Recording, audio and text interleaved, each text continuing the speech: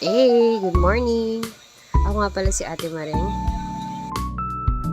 Well, welcome sa aking channel. Tara, samahan niyo ako ngayon sa pag-prepare ng aking paninda. Sa mga nagtataka bakit binibitbit ko tong basket na to, ay dadalhin ko po ito kina mama. Yung pwesto kasi ng aking bahay ay looban, unlike kina mama na nasa main road at mas kita ng tao yung mga paninda ko.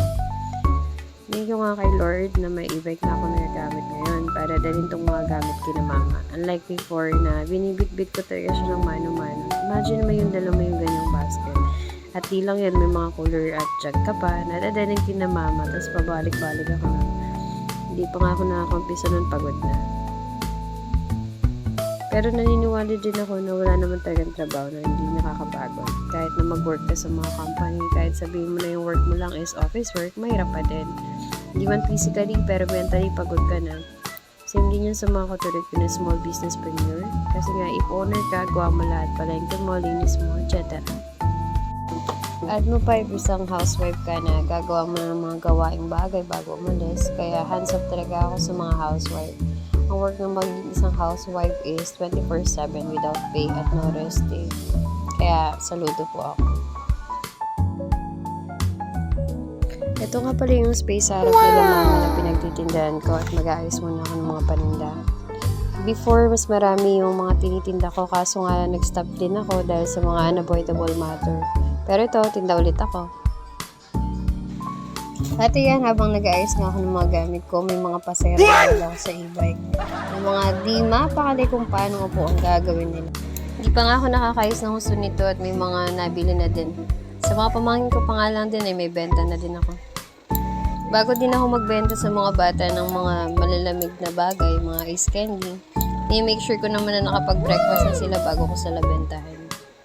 Pili nga pala sa akin ngayon yung mga malalamig na paninda ko like Frosty at mga Graham bars. Kasi mainit dito sa repair namin. Wala lang din kasing ref sila mama sa ngayon kaya sa cooler ko na lang muna nilalagay yung mga cold products ko. In God's will and perfect time, alam ko makakabili din ako ng chest freezer para makapagbenta din ng yelo at ng ibang products pa. Maniniwala din ako sa mga sabihan na if there's a will, there's a way. Or pag may gusto ka, may paraan. At pag ayaw naman, marami kang dahilan. Ang hirap nga lang nung nasa cooler, especially yung Graham bar. Hindi siya whole day na tumatagal yung tigas o lamig na galing sa ref. Kaya umuwi na lang ako para mag-refill o magpalit ng mga laman ng cooler. Sipag at syaga talaga ang kailangan kapag isang small business owner. Sa case ko, thankful ako na nandyan sila mama at mga kapatid ko. Na kapag need ko umuwi or bibili ng mga kailangan ko sa pagtitinda, naiiwan ko sa kanila at nababantayan din nila.